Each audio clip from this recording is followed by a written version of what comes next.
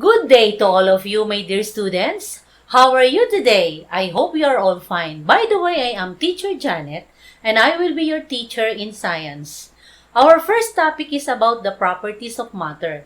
Today, we're going to classify materials based on the ability to absorb water, float, sink, and undergo decay. Are you ready, guys? Let's go! Everybody fasten your seatbelt and let us explore to the world of science.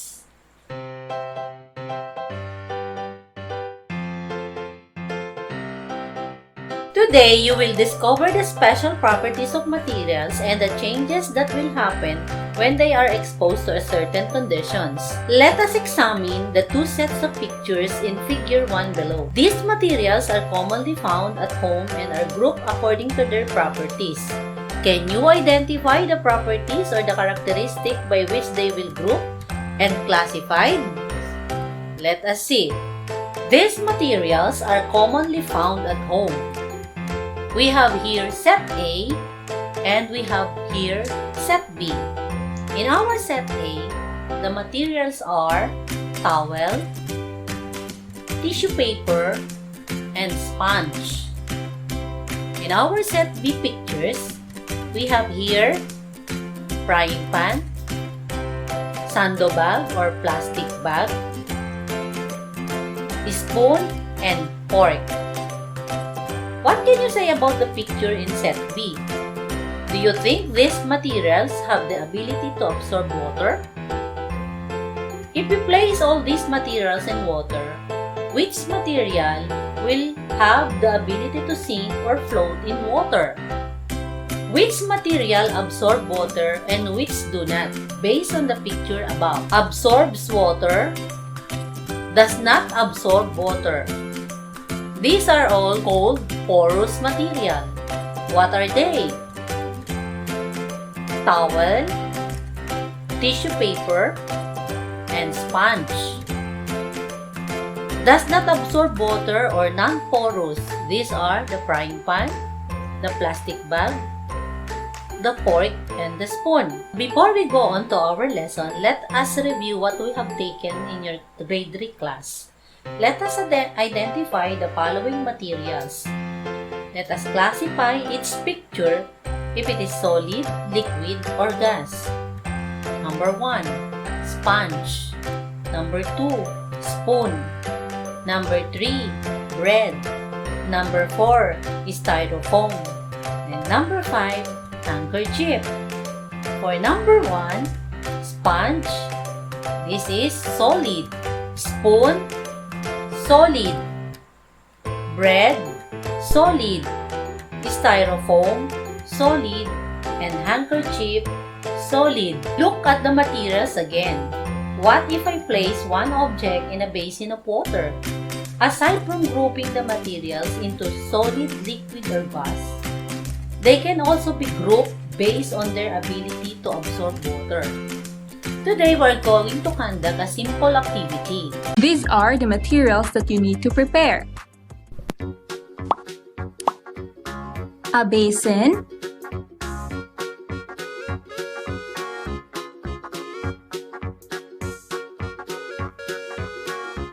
then pour some water.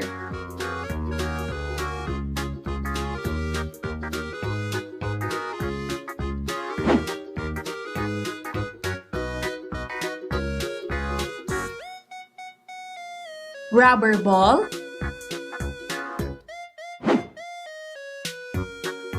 a plastic bottle,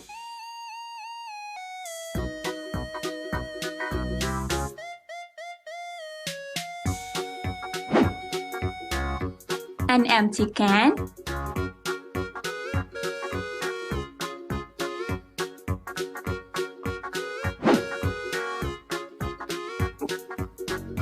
a pencil,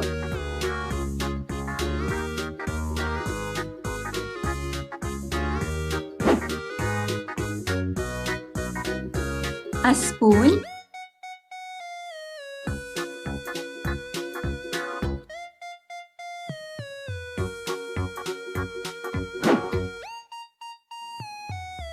rock,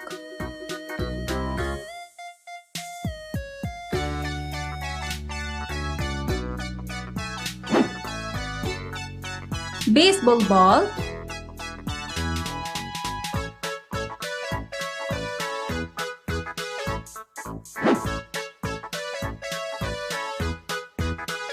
and toothpicks.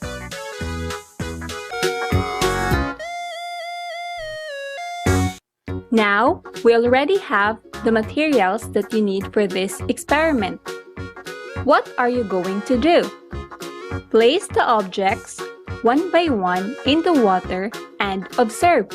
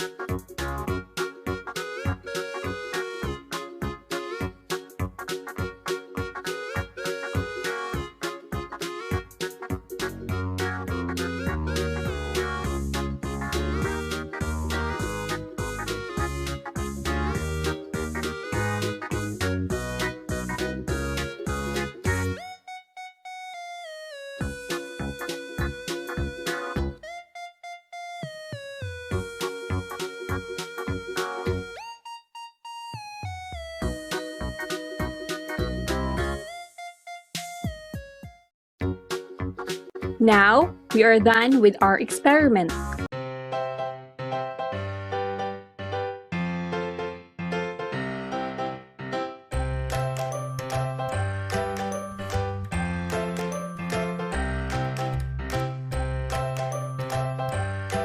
I have here 5 words that we're going to give meaning.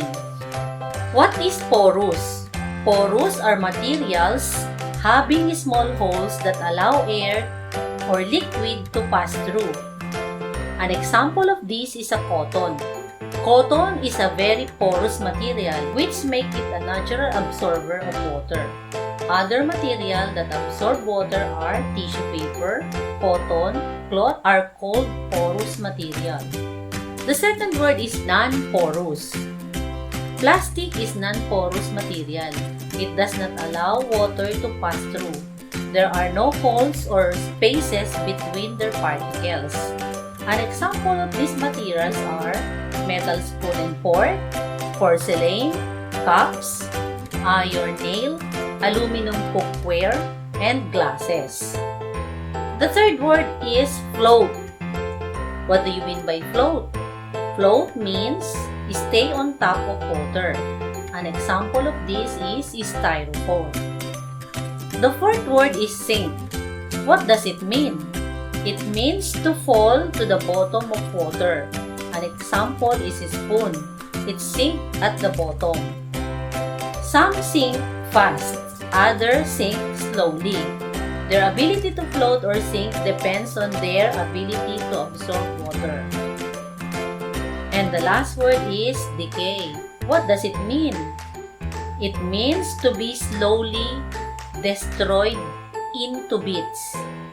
The factors that contribute in the decaying process of the materials are sunlight, water, soil, and the action of the bacteria and other microorganisms. Not all materials decay at the same time. Plants and animals undergo the decaying process or decomposition.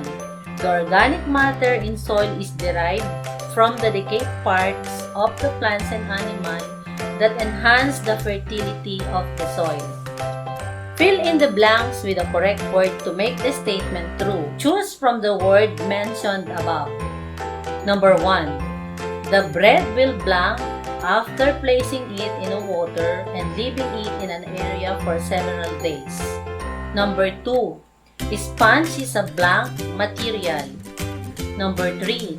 An example of blank material is a metal spoon. Number 4. If you put a metal spoon in a basin of water, it will blank. Number 5. Styrofoam will blank on the water. Let us check. The right answer for number 1 is decay. Number 2, porous. Number 3, non-porous. And number 4, sink. And number 5, float. Very good! Look at the pictures. Identify which material have the ability to absorb water, float, sink, or will undergo decay. Write your answer on the blank. The first picture is towel. Number 2 is apple. Number 3 is avocado. 4, rubber shoes. 5, whistle. And number 6 is pencil. Number 1, absorb water. Number 2, undergo decay. Number 3, undergo decay. Number 5, sink. Number 4, sink. And number 6, sink. Tell whether the following material will float or sink when placed in water. Number 1 is noodle cup. Number 2 is a ship. And number 3 is bell. Yes, number 1 is float in water. Number 2, float in water. And number 3, sink at the bottom. Tell whether the following material are decaying or non-decaying. Number 1, ceramic bowl. Number 2, plastic cup. Number 3, burger. Number 4, vegetable salad. And number 5, metal fork. Number 1, non-decaying. Number 2, non-decaying. Number 3, decaying. Number 4, decaying. And number 5, non-decaying. We have here a picture of family. Study the picture of a family having their dinner. Identify at least 3 porous and 5 non-porous materials. Write your answer in the chart given below. For porous material, we have tablecloth, the rice, and the clothes. For non-porous materials, we have glass, plate, spoon, fork, and pitcher. For our activity 3, let us identify which material will float or sink in water. Check the column that corresponds to your answer. I have here 5 materials. We have paper clip, rock, ball, ship, feather. For paper clip, sink, rock, sink, ball, float, ship, float, feather, float. Analyze each situation that happened at home carefully. Then write your answer briefly. Situation glass. A glass of juice was accidentally spilled on the table. What should you do or what should you use to dry the table and why? I have here situation 2. You fill a jar with water up to its filling mark. Your mother asked you to put ice cubes. Some ice cube slices or apple and powdered juice crystals for a very special drink during lunchtime. Question number 1. What will you do with the amount of water filled in the jar? Why? What do you think will happen to the juice crystals? Number 3. What will happen to the ice cube and cube slices of apples? Will they float or sink? Answer for number 1 question. I will use clothes or paper towel because it absorbs water. Because paper towel are porous materials. For question number 1, for situation number 2, what will you do with the amount of water filled in the jar? Why? I put hot water to the jar for not to spill the water. Number 2, what will you do? What do you think will happen to the juice crystal? The crystal juice will sink at the bottom of the jar. Number 3 question. What will happen to the ice cube and cube slice of apple? Will they float or sink? The The ice cube and cube apple both floats because they are both less dense than the water. For our evaluation, I have here 5 questions for you to answer. All you have to do is choose the letter of the best answer. Are you ready, guys? Okay, number 1. Which of the following materials will sink in the water? A. Big stone, B. Empty bottle, C. Styro cup, B. Feather. For number 2, what kind of materials enable the boat to float in water? A. Wood bamboo that are denser than water, B. Wood bamboo that are less dense than water, C. Light materials, and D. Plastic that are denser than water. For number 3 and 4, what properties of materials are common among coins, spoon, and iron? A. Non-porous, 2. More dense than water, 3. Porous, 4. Less dense than water. Letter A, 1 and 2. Letter B, 1 and 4. Letter C, 3 and 2. And letter D, 1 only. Which property makes this material sink in water? Letter A, 2. Letter B, 1 and 4. Letter C, 3 and 2. And letter D, 1 only. Number 5. Which material will most likely undergo decay? A. Aluminum, B. Leftover foods, C. Water, D. Plastic cups. For number 1, the correct answer is letter A. Number 2, letter B. Number 4, number 3, letter D. Number 4, letter B. And number 5, letter B. Are you guys all correct? Very good! Did you learn something today, kids? Okay, very good! See you again!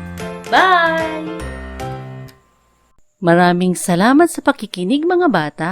Hanggang sa muli nating pagkikita. Bye-bye!